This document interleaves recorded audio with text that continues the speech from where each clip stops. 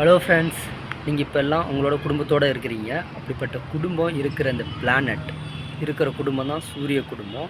இந்த சூரிய குடும்பம் எப்படி தோன்றிச்சு, அதில் இருக்கிற 4 பிளானட்டை பற்றி ஃபுல் டீட்டெயிலாக பார்க்கலாம்.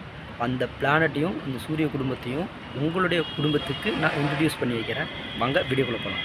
சுமார் 15 பில்லியன் ஆண்டுகளுக்கு முன்பு தோன்றிய பிக் பேங் வெடிப்பின் காரணமாகத்தான் இந்த பேரண்டம் யூனிவர்ஸே தோன்றியதாக வான்வெளி ஆய்வாளர்கள் குறிப்பிட்டிருக்கிறாங்க. இது பரந்த ஒரு விண்வெளியாக அமைந்திருக்கும். இது யூனிவர்ஸில் தான் பல கேலக்சிஸஸ் காணப்படும்.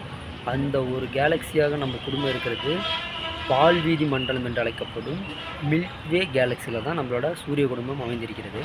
இந்த கேலக்சியில் கூட நிறைய குடும்பங்கள் இருக்கின்றது. இப்படிப்பட்ட குடும்பத்தில் நம்மளோட சூரிய குடும்பமும் ஒன்று. அதில் இருக்கிற கோள்கள்னு எடுத்துக்கிட்டோம்னா புதன், வெள்ளி, புவி, செவ்வாய், வியாழன், சனி, யுரேனஸ் மற்றும் நெப்டியூன் ஆகம் 8 கோள்கள் இருக்கிறது. அதில் நம்ம ஃபஸ்ட்டு 4 கோள்களை பார்த்துடலாம். ஃபஸ்ட்டாக இருக்கிறது புதன். சூரியனுக்கு மிக அருகில் காணப்படும் மற்ற கோள்களை ஒப்பிடுகையில் மிகவும் சிறிய கோளாகும்.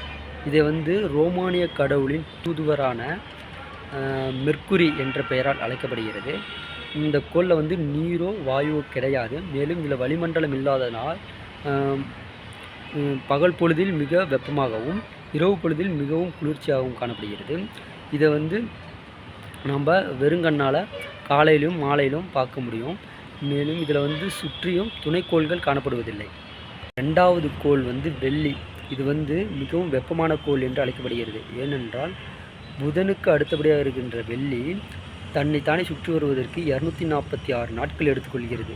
இது மற்ற கோள்களை ஒப்பிடுகையில் சூரியனை சுற்றி வருவதற்கு அதிக காலத்தை எடுத்துக்கொள்வதாகவும், மேலும் வெள்ளியை மற்ற கோளிடம் ஒப்பிடுகையில் புவியை போன்ற அளவுடையதாகவும், நிலாவை போன்று ஒளிரும் தன்மை உடையதாகவும், மேலும் யுரேனஸ் போன்று கடிகாரம் சுற்றும் திசையில் சுற்றுவதாகவும் அமைந்துள்ளது. அதாவது வெள்ளியும் யுரேனஸ் மட்டுமே கடிகாரம் சுற்றும் திசையிலும், மற்ற கோள்கள் எல்லாமே அதற்கு எதிர் திசையில் சுற்றுகின்றன. இதனை வீனஸ் என்றும் அழைப்பார்கள். ஏனென்றால் அன்பு மற்றும் அழகை குறிக்கும் ரோமானிய கடவுளின் பெயரை வைத்திருக்கிறார்கள். இதனை விடிவெள்ளி மற்றும் அந்தி வெள்ளி என்றும் அழைப்பார்கள். ஏன்னா இது காலை மற்றும் மாலை பொழுதில் நாம் இதனை பார்க்க முடியும். இக்கோளுக்கு துணைக்கோள்கள் இல்லை. சூரிய குடும்பத்தில் 3வது கோள் தான் புவி. இது உயிர்கோளம் என்றும் அழைக்கப்படுகிறது. ஏனென்றால் இதில் உயிரினங்கள் வாழ்வதற்கான நிலம், நீர் மற்றும் நிலப்பகுதி காணப்படுகிறது. இதில் 4/3 பங்கு நீரால் சூழப்பட்டது தான் இந்த புவி. இந்த பூமியை எர்த் என்றும் அழைப்பார்கள் இங்கிலீஷில். இதை ரோமனியர்கள் மற்றும் கிரேக்கர்கள் மொழிகளில் இது அமைந்திடாத ஒரே கோளாக அமைந்துள்ளது. மேலும் இதை மற்ற கோள்களை ஒப்பிடுகையில் இதில் தான் உயிரினங்கள் உள்ளது. மற்ற கோள்களில் உயிரினங்கள் அவ்வளவு கண்டறியப்படவில்லை. மேலும் இது துணைக்கோளாக நிலா காணப்படுகிறது. இது சூரியனை சுற்றி வருவதற்கு வினாடிக்கு 30 கிலோமீட்டர் வேகம் எடுக்கிறது. இது மற்ற கோள்களில் 5வது மிகப்பெரிய கோளாக அமைந்துள்ளது. 4வது கோளாக செவ்வாய் உள்ளது.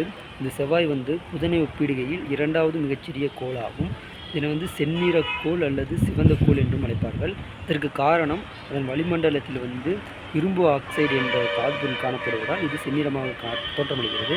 இதன் வளிமண்டலமோ மிக மெல்லியதாக அமைந்திருக்கும். இதை மார்ஸ் என்றும் அழைப்பார்கள். ஏன்னா இதை ரோமானியர் கடவுளாக வழங்கும் போர்க்கடவுளின் பெயர் இதற்கு வழங்கப்படுகிறது. இதனை சுற்றி 2 துணைக்கோள்கள் காணப்படுகின்றன. அவற்றின் பெயர் போப்பஸ் மற்றும் டீமஸ் ஆகும்.